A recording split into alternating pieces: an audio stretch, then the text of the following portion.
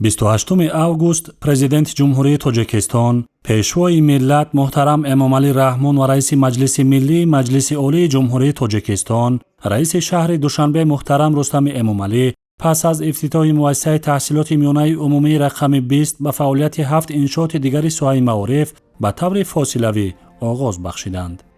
бунёд ва ба фаъолият оғоз намудани иншооти нави соҳа барои дар шароити муосир ба таҳсил фаро гирифтани насли ояндаи миллат заминаҳои муассир фароҳам овард. ифтитоҳи муассисаҳои таҳсилоти томактабӣ аз ҷониби пешвои миллат муҳтарам Эмомалӣ Раҳмон барои ба таҳсилоти томактабӣ фаро гирифтани 830 кӯдак ва бо кор таъмин гаштани 150 нафар шароит фароҳам овард. 28 август президенти ҷумҳурии Тоҷикистон, пешвои миллат муҳтарам Эмомалӣ Раҳмон ҳамроҳ бо раиси Маҷлиси Миллии Маҷлиси Олии Ҷумҳурии Тоҷикистон, раиси шаҳри Душанбе муҳтарам Рустами Эмомалӣ ҳамчунин ба фаъолияти муассисаи таҳсилоти томактабии хусусии Шабо ба таври фосилавӣ оғоз бахшиданд. Кӯдакистон дар кӯчаи Навбаҳор 2 ноҳияи Сино бо тарҳу муосир сохта шудааст. муассисаи таҳсилоти томактабии хусусии Шабо дорои синфхонаи муҷаҳҳаз, ҳуҷраҳои хобу истироҳат, ошхона, толори варзиш, ҳуҷраи тиб ва дигар иншооти ёрирасон буда, дар он барои ба таҳсил фаро гирифтани 140 кӯдак шароит фароҳам оварда шудааст. миннатдории самимии худро ба ҷаноби олӣ, пешвои миллат, президенти ҷумҳурии Тоҷикистон муҳтарам Эмомалӣ Раҳмон ва раиси шаҳри Душанбе муҳтарам Рустами Эмомалӣ мерасонам, ки ба соҳаи маориф ва таълиму тарбияи насли наврас таваҷҷӯҳи хоса зоҳир намуда, барои рушди он пайваста тадбирҳои созанда меандешанд. бовар дорем, ки дастгирии давлату ҳукумати ҷумҳурии Тоҷикистон ва заҳмати содиқонаи кормандони соҳа, фарзандони мо дар муҳити солиму созанда ба воя расида, барои ободию пешрафти Тоҷикистони азизамон саҳми худро хоҳанд гузошт. бунёд ва ба фаъолият оғоз намудани иншоот расидан ба яке аз ҳадафҳои олии ҳукумати ҷумҳурии Тоҷикистон, фарогирии бештари кӯдакон ба зинаи аввали таҳсилот мусоидат мекунад. имрӯз мо шоҳиди яке аз рӯйдодҳои муҳим ва фараҳбахш ҳастем. ифтитоҳи даргоҳи наве, ки барои таълиму тарбия ва рушди кӯдакони азизамон пешбинӣ карда шудааст. кӯдакон ояндаи миллат ва умеди ҷомеа мебошанд. мо мураббиягон вазифа дорем, ки онҳоро бо меҳру муҳаббат тарбия намуда, дар қалбашон меҳрубонӣ, дӯстӣ, эҳтиром ва муҳаббат ба ватан парвариш намоем. иншоот дар заминаи дастгириҳои ҳамешагӣ ва амалӣ намудани тадбирҳои муассир барои бунёди ҳатмии кӯдакистон дар ҳар маҳаллаҳои дорои бештар аз 100 хоҷагӣ аз ҷониби соҳибкори ватанӣ Беҳрӯз Искандаров сохта шуда, дар арафаи таҷлил аз ҷашни умумимиллӣ 35-солагии истиқлоли давлатӣ мавриди истифода қарор дода шуд. мавҷудияти толори алоҳида барои гузарондани чорабиниҳои фарҳангӣ, ҳуҷраҳои инкишофи нутқ, ошхонаи замонавӣ, ҳуҷраҳои тиббӣ ва ҷомашӯӣ аз шароити дигари зарурӣ дар кӯдакистон мебошад. бо мавриди баҳрабардорӣ қарор гирифтани кӯдакистони нав дар маҷмӯъ 20 нафар соҳиби кори доимӣ шуд. намои бинои иншоот бо санъати баланди меъмории миллӣ оро дода шуда, барои истироҳату бозии кӯдакон айвончаҳои рангин ва майдончаи варзишӣ сохта шудааст. дар ҳамин рӯз президенти ҷумҳурии Тоҷикистон, пешвои миллат муҳтарам Эмомалӣ Раҳмон ҳамроҳ бо раиси Маҷлиси Миллии Маҷлиси Олии Ҷумҳурии Тоҷикистон, раиси шаҳри Душанбе муҳтарам Рустами Эмомалӣ муассисаи таҳсилоти томактабии хусусии насли Истиқлол воқеъ дар кӯчаи Карамофи пойтахтро ба таври фосилавӣ мавриди баҳрабардорӣ қарор доданд.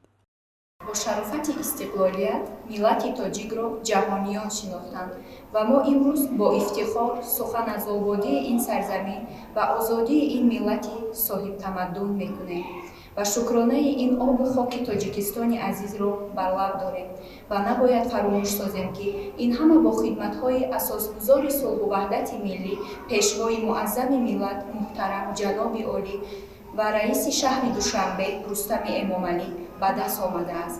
мо имрӯз шоду хурсанд аз он ҳастем, ки дар 35-умин солгарди истиқлолият қарор дорем. мо ҷавонон миннатдории худро ба ҷаноби олӣ мерасонем барои ин ҳама шароитҳо, барои ин кӯдакистони зебо. انشاءات نوی ساحه معارف در زمینه توجه سرور دولت محترم امامعلی رحمان وابسته به فراگیری هرچه بیشتر کودکان به زینه اول تحصیلات از جانب صاحبکار وطنی ابوالرسول شریف‌آو ساخته شده است. به سرور دولت اطلاع داده شد که در مؤسسه تا مکتب نسل استقلال که برای 50 کودک پیش بینی شده است، تعلیم موافق به طلبات استانداردهای بین المللی صورت خواهد گرفت. برای خواب و استراحت کودکان 50 کت موجود می باشد. ما از صمیم قلب کودکانمان به شما میگوییم تشکر برای چنین تحفه بزرگ. ما کوشش میکنیم که خوب آموزیم، با آداب باشیم، وطنی از زمان دوست داریم و در آینده فرزندانی سزاوار تاجیکستان گردیم. پرزیدنت تاجیکان، فرزند آل سامان، مبارز قهرمان امامعلی رحمان. مؤسسه تحصیلات تا مکتب خصوصی نسل استقلال دارای تالار مشغولیت، بازی کودکان، موسیقی، آشخانه و دیگر انشاءات یاری رسان بوده، روند تحصیل دوسترویکان با زبانهای تاجیکی، روسی و انگلیسی به راه مانده می شود. 3 پرستار دارای کسبیت بلند کودکان را در شرایط معاصر به تعلیم فرا گرفته‌اند. بعد به استفاده سپاریدن انشاءات در مجموع 15 نفر با کار دائمی تامین گردیدند. سرور دولت محترم امامعلی رحمان به اقدام و تشبث صاحبکاران همت بلند برای فراهم آوردن شرایط تعلیم و تدریس به کودکان بهای بلند داده، نقش آنها را در رشد و آبادانی میهن و در روحیه سالم به کمال رسیدن نسل آینده ملت شایسته عبرت ارزیابی کردند. در ادامه اقدام‌های سازنده در سمت رشد ساحه معارف و فراهم آوردن شرایط مساعد تعلیم و تربیت، مؤسسه‌های تحصیلات تا مکتبی نور ملت و نور استقلال نیز از جانب پرزیدنت جمهوری تاجیکستان پیشوای ملت محترم امامعلی رحمان و رئیس مجلس ملی مجلس عالی جمهوری تاجیکستان رئیس شهر دوشنبه محترم رستم امامعلی به طور فاصلوی به استفاده داده شدند. با استفاده سپردن این دو مؤسسه معاصر تا مکتبی شماره مؤسسه‌های تا مکتبی ناحیه سینوی شهر دوشنبه را به 71 رسانید. اکنون با تأسیس جایهای نوی تعلیم و تربیت شماره کودکانی که در ناحیه سینو به زینه تحصیلات تا مکتبی فرا گرفته میشوند از 16881 نفر به 17261 نفر رسید. یعنی با فعالیت آغاز کردن دو مؤسسه نو فراگیری کودکان را به تحصیلات تا مکتبی در ناحیه 2.25% افزایش داد. این نشان دهنده در سمت تطبیق هدفهای برنامه رشد تعلیم و تربیت تا مکتبی در جمهوری تاجیکستان برای سالهای 2026-2030 به خصوص فراگیری بیش از 50% کودکان سنی از 3 تا 6 ساله به تحصیلات تا مکتبی قدم استوار و نظررس می باشد. در مؤسسه تحصیلات تا مکتبی خصوصی نور ملت واقع در کوچه جبار رسولوف که برای 200 کودک پیش بینی شده است، 12 صنفخانه مجهز، 12 حجره خواب، تالار مجلس، آشخانه و دیگر انشاءات یاری رسان موجود بوده. برای به راه ماندن تعلیم و تربیت با صفت 12 پرستار صاحب تخصص به فعالیت جلب شدند. برای کودکان خوش‌طالع در ناحیه سینو در شهر دلوروی دوشنبه باز یک مؤسسه تا مکتبی گشوده شد. کودکستان دارای همه شرایط است. روند تعلیم و تربیت در مؤسسه با زبانهای تاجیکی، روسی و انگلیسی به راه مانده شده. با تشکل جسمانی کودکان نیز توجه مخصوص داده می شود. از جمله در برابر تعلیم برنامه‌های داخلدار کودکان با نمودهای گوناگون ورزش از قبیل فوتبال، والیبال، گیمناستیکا و تایکواندو جلب کرده می شوند. این شد از جانب جمعیت دارای مسئولیت محدود تجهیزات بنیاد شده، دارای طرح معماری ملی می باشد. کودکستان را ما در زمینه دستور راهنمایی پیشوای ملت محترم امامعلی رحمان ساخته به استفاده دادیم و همه ما و شما معلوم است که سرور دولت ضمن همه برآمد و سخنرانی خویش به مسئله های تحصیلات تا مکتبی و تشکل ذهنی نورسان توجه زیاد ظاهر میکنند. مؤسسه تحصیلات تا مکتبی خصوصی نور استقلال واقع در کوچه اسدالله غلامف ناحیه سینو نیز با شرایط معاصر تعلیم و تربیت آماده گشته است. مؤسسه دارای 12 صنفخانه، 12 حجره خواب و تالار مشق و تمرین برای نمودهای ورزشی فوتبال و والیبال بوده. طبق لایحه برای فراگیری 180 کودک پیش بینی شده است. با استفاده دادن این مؤسسه با تأسیس جایهای نوی کاری نیز مساعدت نمود، زیرا 12 پرستار صاحب تخصص در آن با کار دائمی تامین کرده شدند. ما جواباً به این غمخواری ها کوشش می نماییم که سهمی با سزای خود را در اجرای هدفهای استراتژی دولت گذاریم. نامگذاری مؤسسه به نام نور استقلال رمزی می باشد، زیرا 35 سالگی استقلالیت دولت ما بزرگترین دستاورد ملت تاجیک است. وظیفه مقدس هر یک فرد وطن دوست аз он иборат аст ки ин неъмати гаронбаҳоро ҳифз намуда ба наслҳои оянда мерос гузорем. иншоот аз ҷониби ҷамъияти дорои масъулияти маҳдуди арт иншоот мутобиқ ба меъёру талаботи муосири сохтмонӣ бунёд карда шудааст. бунёди чунин муассисаҳои замонавии таҳсилоти томактабӣ на танҳо ба афзоиши шумораи ҷойҳои таълиму тарбия, балки ба фароҳам овардани заминаи мусоид барои ташаккули қобилияти зеҳнӣ, ҷисмонӣ ва маънавии насли наврас мусоидат менамояд. идомаи чунин иқдомҳои созанда барои татбиқи ҳадафҳои барномаи рушди таълиму тарбияи томактабӣ дар ҷумҳурии Тоҷикистон барои солҳои 2026-2030 заминаи устувор фароҳам меоварад. тибқи ҳадафҳои барнома то соли 2030 дар кишвар беш аз 800 муассисаи таҳсилоти томактабӣ бунёд шуда, имкониятҳои фарогарии кӯдакон ба зинаи аввали таҳсилот боз ҳам васеъ карда мешавад. сарвари давлат муҳтарам Эмомалӣ Раҳмон бо истифода аз ин фурсат ба масъулон барои дар рӯҳияи баланди худшиносии миллӣ ба камол расонидани насли ояндаи миллат дастуру ҳидоятҳо доданд. 28 август президенти ҷумҳурии Тоҷикистон пешвои миллат муҳтарам Эмомалӣ Раҳмон ва раиси маҷлиси миллии маҷлиси олии ҷумҳурии Тоҷикистон, раиси шаҳри Душанбе муҳтарам Рустами Эмомалӣ дар ноҳияи Шоҳмансури шаҳри Душанбе литсеи хусусии ба номи Абдукарим Қодировро ба таври фосилавӣ мавриди истифода қарор доданд. муассисаи таълимии хусусӣ аз ҷониби ҷамъияти дорои масъулияташ маҳдуди Ёқуду Ҳазорум ба истиқболи ҷашни 35-солагии истиқлоли давлатии ҷумҳурии Тоҷикистон бунёд гардида, бо мақсади саҳмгузорӣ дар рушди соҳаи маориф, фароҳам овардани шароити муосири таълиму тарбия ва баланд бардоштани сифати таҳсилот пешбинӣ шудааст. ба пешвои миллат муҳтарам Эмомалӣ Раҳмон иттилоъ дода шуд ки бинои литсей барои 840 хонанда дар як баст пешбинӣ шудааст. дар муассиса 64 синфхона ташкил гардида барои омӯзиши фанҳои гуногун шароити зарурӣ фароҳам оварда шудааст. мо соҳибкорони ватанӣ нек медонем ки ҳама дастовардҳои бузурги даврони истиқлол, рушду ободии рӯзафзуни ватани азизамон, мақому обрӯ ва эътибори байналмилалии ҷумҳурии Тоҷикистон бо ҷаҳду талош, фидокориву ҷонисориҳо ва сиёсати хиратмандонаи фарзанди содиқу вафодори ватан, асосгузори сулҳу ваҳдати миллӣ, пешвои миллат, президенти ҷумҳурии Тоҷикистон муҳтарам Эмомалӣ Раҳмон вобаста аст.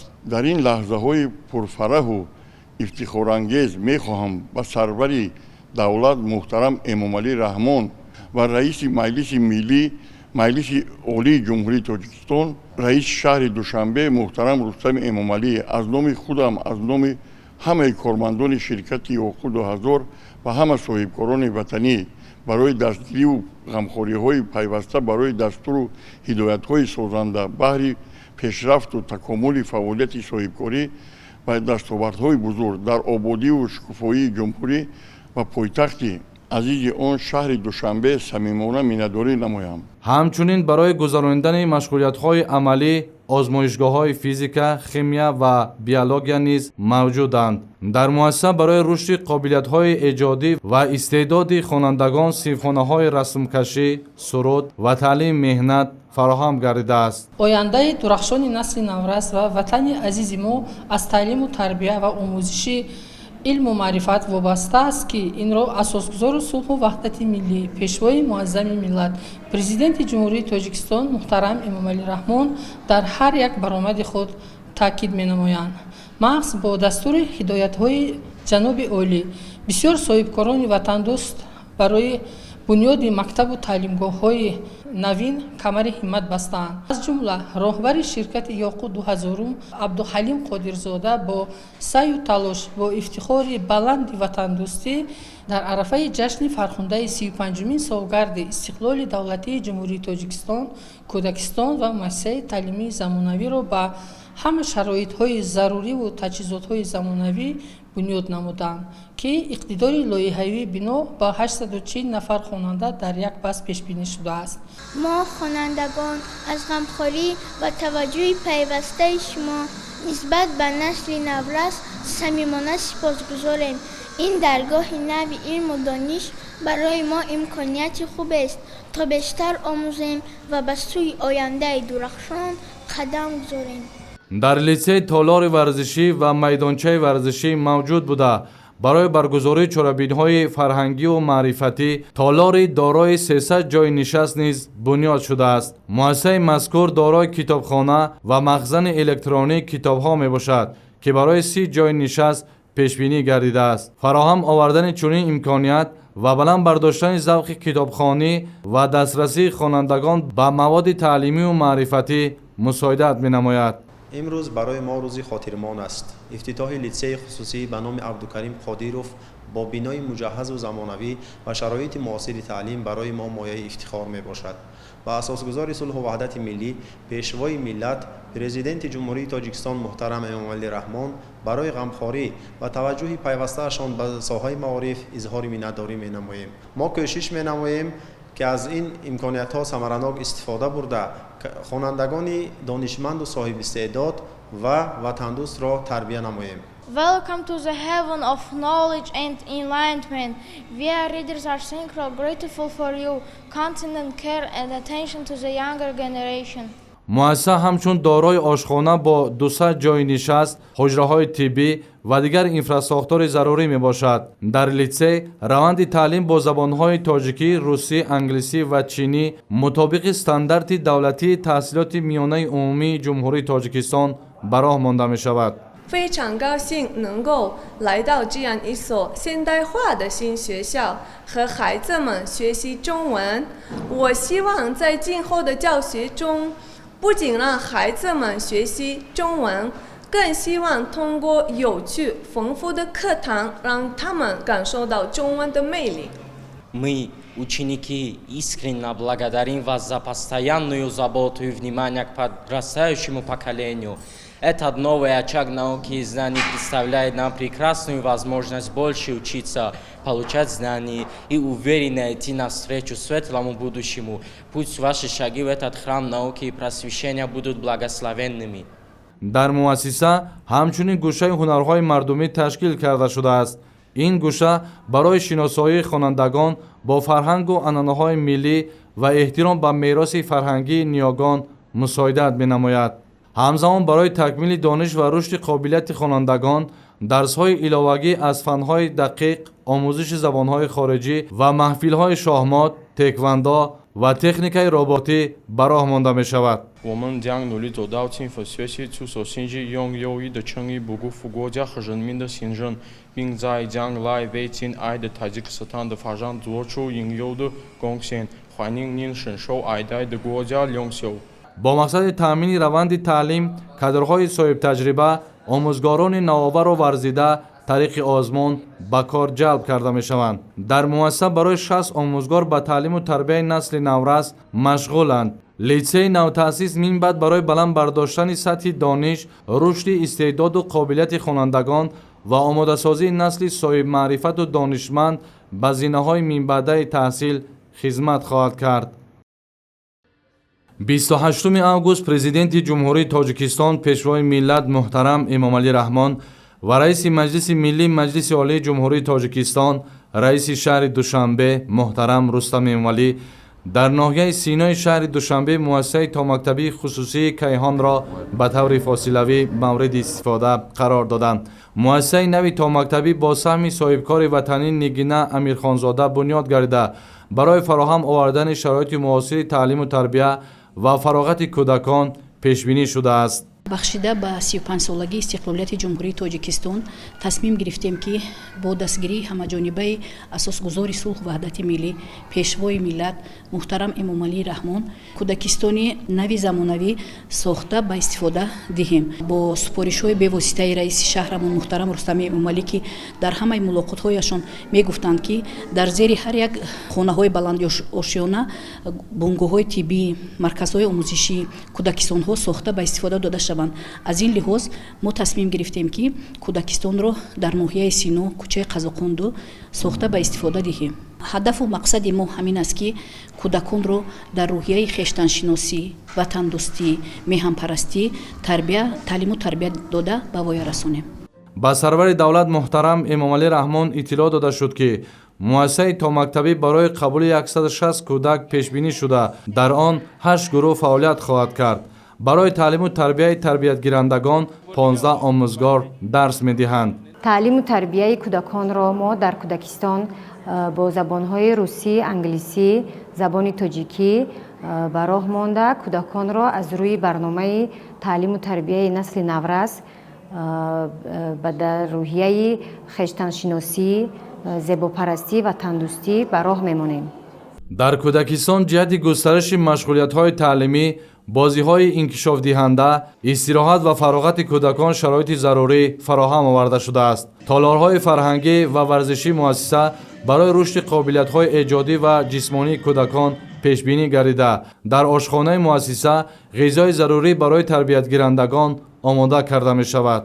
همزمان برای 160 کودک جای خواب، میز کرسی و دیگر تجهیزات ضروری مهیا کرده شده است. ضمن شناسایی با شرایط مؤسسه به پیشوای ملت محترم امامعلی رحمان اطلاع داده شد که طرح داخلی کودکستان با نظرداشت خصوصیت‌های سن و سالی کودکان به راه مانده شده. محیط آن برای در روحیه سالم، فعالیت و سازنده به وای رساندن نسل نورس مساعد می باشد. مؤسسه نو منبعد برای تعلیم و تربیت کودکان، رشد قابلیت آنها و آماده سازی به زینه‌های منبعده تحصیل خدمت خواهد کرد.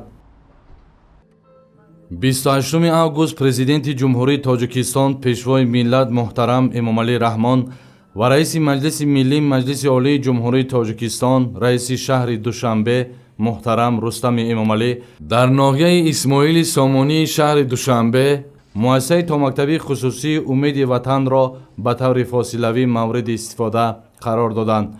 муассисаи томактабии умеди ватан дар дохили бинои истиқоматӣ ҷойгир буда برای فراگیری 100 کودک پیشبینی گردیده است. مؤسسه با سهم صاحبکار وطنی بنیاد شده. هدف اساسی آن فراهم آوردن شرایط مناسب و زمانوی برای تعلیم و تربیت و رشد همه‌جانبه کودکان می باشد. ضمن معرفی مؤسسه به سرور دولت محترم امامعلی رحمان اطلاع داده شد که مؤسسه دارای 4 گروه سن و سالی بوده، در آن 16 نفر با کار دائمی تامین گردیدند. در مؤسسه برای رشد قابلیت زبان آموزی کودکان مشغولیت‌ها با 3 زبان به راه مانده شده است. من پیش از همه میnnatdori صمیمی خود را به پرزیدنت جمهوری تاجیکستان پیشوای ملت محترم امامعلی رحمان و رئیس مجلس ملی مجلس عالی جمهوری تاجیکستان رئیس شهر دوشنبه محترم رستم امامعلی جهت دستگیری پیوسته‌شان نسبت ما صاحبکاران میرسانم که برای ما صاحبکاران شرایط مناسب فراهم می‌آورند تا ما میتوانیم که سهم مناسب خود را در آبادی وطن گذاریم. بخشیده به 35 سالگی استقلالیت جمهوری تاجیکستان در ناحیه اسماعیل سامانی شهر دوشنبه یک مؤسسه تا مکتبی نوی زمانوی مورد استفاده قرار دهیم تا کودکان توانند که در اینجا با تعلیم تربیه خوب فرا گرفته شود. برای کودکان 100 کت خواب و 100 جای نشست مهیا گردیده حجره‌های مؤسسه با تجهیزات و لوازمات ضروری تامین میباشد. در مؤسسه تالارهای ورزشی و موسیقی فعالیت داشته برای رشد جسمانی، ذوق استتیکی و قابلیت ایجادی تربیت گیرندگان شرایط ضروری فراهم آورده شده است. بخشیده به 35مین سالگرد استقلالیت جمهوری تاجیکستان در ناحیه اسماعیل سامانی با دستگیری صاحبکار وطنی اسماعیلوف ابراهیم یک مؤسسه تا مکتبی نو و زمانوی مورد استفاده قرار گرفت. در یک جایگی با مربیان کوشش میکنیم که نسل نورس را تعلیم و تربیت درست داده آنها را برای دوست داشتن وطن و ملت خود هدایت نماییم. ما کلکتیو آموزگاران منتداری خود را به پیشوای معظم ملت محترم امامعلی رحمان میرسانیم که با دستگیری و هدایت های همیشگیشان ما زنان به جای کار دائمی در وطن تنج آبادمان تامین گردیده ایم.